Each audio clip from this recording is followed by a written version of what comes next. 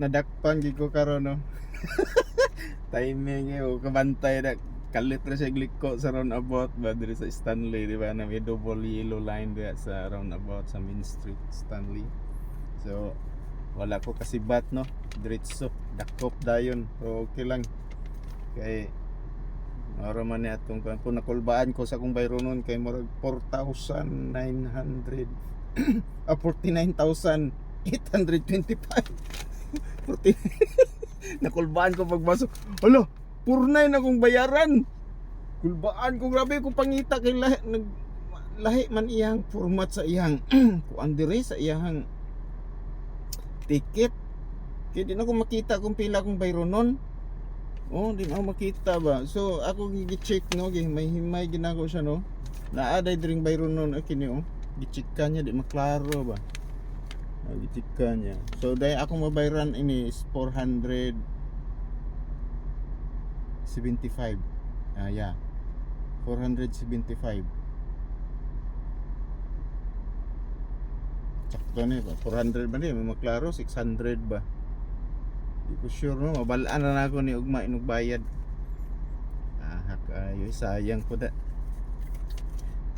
So, yung ani pod ang risgo sa driver no, dire sa HK kay siyempre dako-dako na niyo makaltas ni sa imo. So kinahanglan gid yung sweldo gid ka diri mga 25,000. O kaya na ni mga amo na maghulat gid ka ri. Kay mahimo kung mataimingan ka na robing na patrol takpan gid ka ato musibat na mo ka ko atras ko giingnan ko sa pulis nga di na steady na dakpan na ka. So ana ko katingog no, ana lang ko sa hatag na pag-ana niya ko na lisensya og ID oh. Wa gi kay may mo kay dakpan naman ka nang sig rason-rason dia para wala dagang istorya ba. So nga ana ang technique no, di na ta magsigig kuan atik-atik nga paisog-isog pata dire kay walang yaw ra biyata ngita ra tag panginabuhi dire. So tong himuon submit na lang dito, submit yourselves na lang dito. Para wala dagang istorya, wala dagang kuan niya gaininsik pa siya no. Di ko kasabot sa tingin kayo siya akong pag-intindihan anong dire magan parking nga double yellow man dapat dito ka sa gawas kay na ay walay line dito pwede ka dito ka pa ngana yung explanation ko isir ako no eh kapuya na lagi ko sig discuss lagi.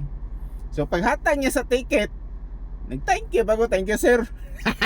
Ano spito na yun pero ganahan po to siya manakop na puguban nila pero daghan mi nadakpan diri mga 3-4 ang nadakpan diri kay nay uban gibiyaan sa driver naka-park. So sigurado huli gina.